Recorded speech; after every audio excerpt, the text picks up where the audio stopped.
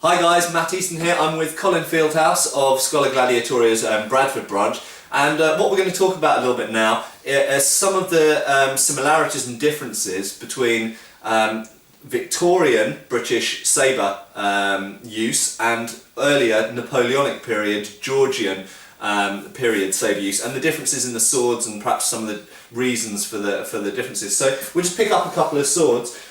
Colin kind of specialises in the study and teaching of Roworth. Roworth wrote a treatise first in, I think it was 1797, and it had successive editions from there. Roworth was a friend and, should we say, associate of Henry Angelo Senior. Angelo was a famous fencing instructor. He was the son of Domenico Angelo, who was also a famous fencing instructor, and his son was Henry Angelo Jr., who was also a famous fencing instructor. And they founded and ran the Angelo School of Arms, which ran in central London, in Soho area, right the way through to, I think it kept running till about 1870, if I remember correctly. But it originally started in the sort of 1760s, I think, under Domenico Angelo. So it was pretty much for 100 years the preeminent fencing school in London. And they taught, originally they taught small sword, the dueling sword, and the practice version thereof, which is what we would now know as foil.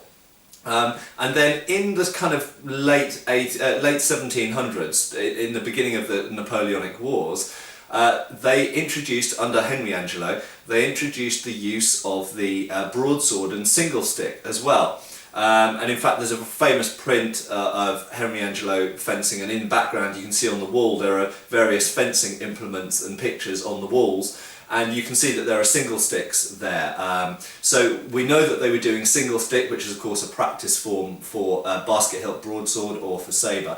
And in fact, in around 1797, about the same time as Roworth, Henry Angelo actually published a book called Hungarian and Highland Broadsword.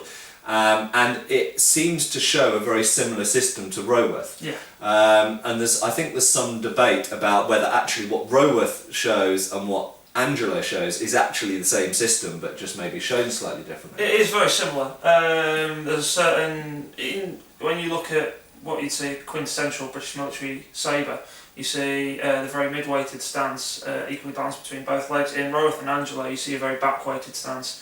And also you see well, in Roworth he asks you when you come into, I'm getting shot, when you see an arm out here which drops, and then when you recover you throw out backwards, and you see that on the Angelo poster as well. So there's certainly a lot of similarities, and as far as we know, I mean, Roworth probably trained with them. So whether he went and set up his own school or just wrote this book because he wanted to write something on swordsmanship, I think we're still finding that out. But yeah, so there's some of it's been lost to the mists of time, and Aylward wrote a book in the 1950s, I think about 1958, called The English Master at Arms, where he kind of tracked the history of fencing schools and teaching of fencing in England throughout the centuries. And he wasn't entirely sure, I don't think, on the relationship between Roworth and Angelo, and it's especially complicated by the fact that Roworth was a publisher. Yes. His trade was as a publisher, and he also published Angelo's book.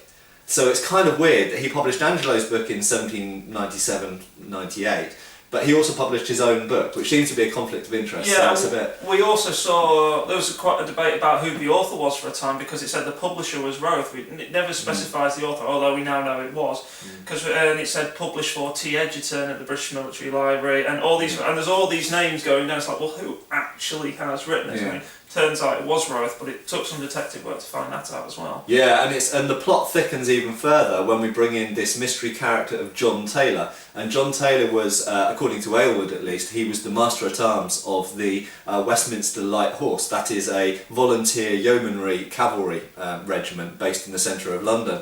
And if John Taylor was the Master-at-Arms, we don't know when he ceased to be the Master-at-Arms, because we know at some point that Henry Angelo became the Master-of-Arms of the Westminster Light Horse. So we haven't fully worked out, we haven't joined all the dots yet to get a full idea of the picture. of what their relationship was. And in fact, if the system that's shown in their books is the same system or if it's slightly different, it's difficult to tell. And indeed, we don't really know anything about John Taylor other than the fact that he was a swordsmanship instructor for the Westminster Volunteers. So, and in fact, it could be that, you know, Roworth includes Taylor's 10 lessons in his 1805 version, yeah. Oh, in the 1805, Yeah, but not in the earlier version. No, the earlier one, which has been recently reprinted, does not have Taylor's 10 lessons, and it has a few differences to the 1805. He makes edits all the way through. I don't believe there's any difference between the 1805 and the one that was printed, I believe, in New York in 1825. I believe they're fairly similar. But the 1805 and the 1797 version are different in quite a few aspects. Yeah, so it's an interesting thing. So also it should be mentioned that 1797 is an important date in sort of British fencing history, because it was in 1796 that the first regulation military swordsmanship manual was published by Gaspard Le Marchand. And he introduces the numbered cuts and a lot of characteristic things that we know from British military fencing of the 19th century. Le Marchand introduced them in 1796, and after he did that in 1796, there was a sort of mini explosion of publication of fencing treatises and texts. And in fact, you can also find a lot of locally produced abbreviations or copies of Le Marchand's exercises for local militias or local yeomanry regiments. Pepper, for example, is a famous example. I think he was published in about 1800, a little bit later, but it's very clearly based on Le Marchand's exercises. And equally, it was clear that people like Roworth and Angelo were now looking at, because Le Marchand's text is for mounted swordsmanship, and it's very clear that then people like Roworth and Angelo are looking at producing texts on foot swordsmanship, how to use the sword on foot, that can be used by cavalrymen who are either, you know, fighting on foot for some reason, or obviously infantry officers, Highland officers, sailors using cutlasses, and so on and so forth. So it's a very important period in British military swordsmanship. Now, the reason we're holding these swords is there are a number of differences between the early British sabre stuff, like Roworth, and the later British sabre stuff, like Hutton and Waite. And one of the reasons is the differences in the sword. So a lot of officers at the time of Roworth and Angelo, Henry Angelo Sr.'s publications, were using a sword like this. Now, lots of you looking at the video will think that's a 1796, if we just hold it horizontally, 1796 pattern sabre. In actual fact, it's probably not. This example is probably made for an infantry officer before 1803. The difference being is the blade is slightly narrow. I've got a 1796 light cavalry sabre at home, Troopers version. This blade is narrow by probably about 1/8 of an inch. Some of them go up to about 1/4 of an inch difference. You'll notice towards the end the blade isn't as wide, isn't as broad that way as well, and I don't know whether you're going to pick this up, but the blade is actually even thinner than the end of the 1796 that I have. And when placed side by side, I think this one's about 1/2 an inch shorter. The other difference being that is a lot narrower at the back. My 1796 is about another 1/16th, just over 1/16th of an inch thicker than this one, and the weight difference is very distinct. When you pick the 1796 up, it's got a definite heft. This is very, very light in comparison to it. So there is a big difference between what this appears to be and what it actually is.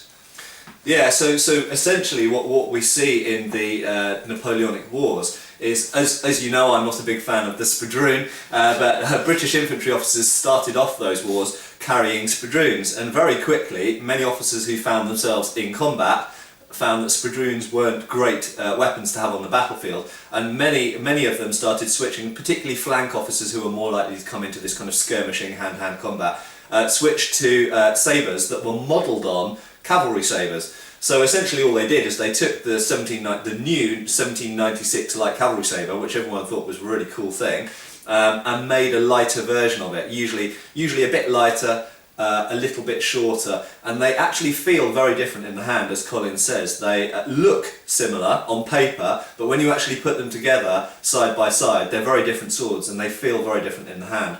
So this is a much more appropriate weapon to use on foot. And I know a lot of you out there are big fans of the 1796 light cavalry sabre, and it is a lovely sword, but I personally wouldn't really want to use it for fighting on foot. It's got a bit too much blade presence, and it just doesn't move in quite the right way for fighting on foot. It is a cavalry sword after all. This is better, it's quicker sword, it's better catered to quick use, quick little fine movements of parries and maybe smaller movement cuts on foot than the cavalry version is. Looking at the Victorian sword, very clearly the instant difference, if I just borrow Colin's sword for a second, the instant difference between these two is you can very clearly see that my sword, the Victorian sword, is straighter, narrower, and has a much more protective handguard. Now, the straightness and the narrowness actually doesn't make a huge amount of difference in the use. You can use the point probably more easily. You can do more fine actions, disengages and such like with the blade when you've got a straighter blade. It's more difficult with the sort of wider curved blade that isn't pointing in the same direction as your hand is. But actually one of the biggest differences I think between Roworth and later Victorian stuff comes from the difference in the hilts. Mm-hmm. Would you? Yeah, I absolutely agree. When you see guards presented, when you see a handguard on a sword like this, it doesn't offer the same amount of protection as that does. And so there are issues, say for, take example, Waite's engaging guard, where you've come out, although your knuckles are protected, the rest of your arm is not. And you see in certain Angelo ones where the hand creeps higher and further back. And with the curvature of the blade, actually that's not a problem because you're still presenting a threat to your opponent. However, your hand is now distinctly safer. And if you're engaging normally, you also would like to bring your hand a little bit further back and keep your knuckles very much in line. As if you are parrying as you should with this, it's okay. But if things kind of go a little bit skew with, you're not going to be protected. You don't have that same percentage for failure as you do with a slightly larger guard such as that. So I mean, just to reiterate that point really, if I'm in Waite's engaging guard, which is called high second, my hilt is hiding my sword hand and my sword arm behind it. So I'm quite confident in sticking my hand out there on guard, because I know if someone does target my hand, first of all, it's quite well protected already, but little movements of the hilt can easily protect my hand, even if they're cutting it apart, which might be slightly exposed. With that, so much of Colin's hand is exposed in this guard position that really it's a very dangerous position to stand in when you've only got a knuckle bone. And this is of course why we don't see medieval swords held in positions like this, in guard positions like this. Medieval swords are generally held in, you know, posta di finestra, posta di donna, these kind of positions where the hands are usually far away from the opponent. The only exception being when the blade is completely in front of the hand and therefore protected by the blade, essentially, because the person can't strike at the hand without walking onto the point. So these positions like Langort and posta longa essentially protect the hand with the blade. So the guard position, the engaging, Colin, I mean, what does the engaging guard position usually look like in that? He doesn't generally have one. He suggests guard positions and he suggests places from which you can go from these guard positions. Essentially, if you're mirroring your opponent and closing the line, that is a safe place to be, so that is a fine engaging guard. The engaging guard in Roworth, he doesn't specifically describe one. He has guards that are similar to later Sabre guards. You would usually engage in an outside guard or an inside guard, or if you're feeling not to be protective, in an inside hanging guard, and engage somewhere like that. Yeah. But he doesn't have a specific engaging guard like Waite. So that's an interesting one where we can look to Angelo, because Angelo's engaging guard, whereas Waite's is a high second here, Angelo's is up here with the hand very high. And of course one possible and probable reason for that is if Colin does that with the knuckle bow, you notice his hand's very vulnerable when it's in front here, but if he draws the hand back high up here, either in a prime or a second, it's now much harder for me to get to that hand because it's further away essentially, and I know that as I move towards him he can extend the arm and reach forward with the sword more. So what you notice is that in the earlier sabre material in general, the hand is generally held up much higher, or retracted back. And you can also see in, for example, some small sword sources even, if you look at William Hope's new method with the small sword, he actually has the hand retracted right back here, and of course he's mostly thrusting with the weapon, but the small sword doesn't really have much in the way of hand protection, and sometimes he's fighting against back swords and other weapons that will really be quite risky to his small sword hand. So keeping the hand back is a good idea. So there we go, a very brief look at one aspect of a difference between Victorian and Georgian sabre use, and also this relates of course to other weapons, and as I mentioned, medieval swords are generally held with the hand further back, and in certain scenarios, in certain situations, rapiers and small swords are held with a retracted hand as well. Particularly rapiers are often held because they're used with passing footwork as well, which is another reason to hold the hand back. There's an interesting contrast to be made there. So the form of the weapon does always, or should always, play a part in the forming of the martial art that's used with that weapon, and we can see that even within this small window of British military sabre fencing. Cheers guys, and cheers Colin. Thank you. Cheers.